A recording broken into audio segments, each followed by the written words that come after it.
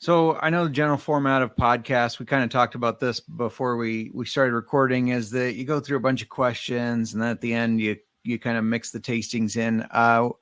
One of the things I love about whiskey is the conversation that comes while you're having a glass of whiskey with somebody. When you sit down and have that conversation, it's one of the greatest things to me about a good whiskey. So I was thinking maybe we do a little pour now and kind of talk about that and kind of lead into the questions with some spirits while that whiskey opens up and everything.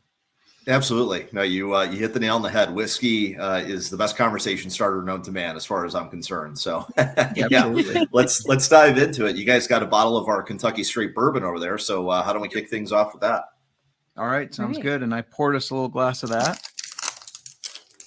Wonderful. Yeah. So oh, go ahead. I was going to say, no, our Kentucky Straight Bourbon. It's a great way to kick things off. 90 proof, great sipper, great flavor. Love this bottle. Yeah, so this is the one we had tried before, and we did a show last night, just kind of doing a fantasy roundtable with some people, and we had our old fashions with this. And I know we've had it straight before, and it's great straight, but it's also a really good mixer. Like it really stands out in the old fashioned, and it's really good in it. Yeah, no, I totally agree. I love sipping whiskey neat. That's the primary way in which I consume it. But, our bourbon and our rye both make exceptional whiskey-based cocktails, whether it's a old-fashioned, a Black Manhattan, a Paper Plane, anything of that nature. Chicken Cock's going to stand out really well in those. Yeah, for sure. It's very smooth. I feel like, but not without character. Sometimes whiskeys are smooth, but that means they don't have the taste there. This has a lot of flavor to it. It has a good mouthfeel. Yeah, good mouthfeel. That's something that as we've jumped into the podcast world and tried so many different whiskeys, it's like that's something that really started kind of standing out. It's like there are some whiskeys that they're just a little too thin.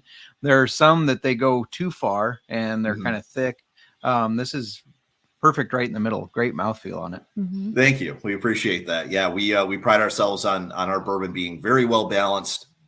And again, bourbon has to be at least 80 proof, so we're not at the bare minimum. But we're certainly a lot of people are preferring those cask strength barrel proof whiskeys, and a lot of those are great. However, you can get too much alcohol burn from a lot of those, and you don't end up tasting the great flavor that's in there. So our main goal is to bring it down to a proof in which those flavors shine, but it's still got great complexity and body to it. Yeah, for sure.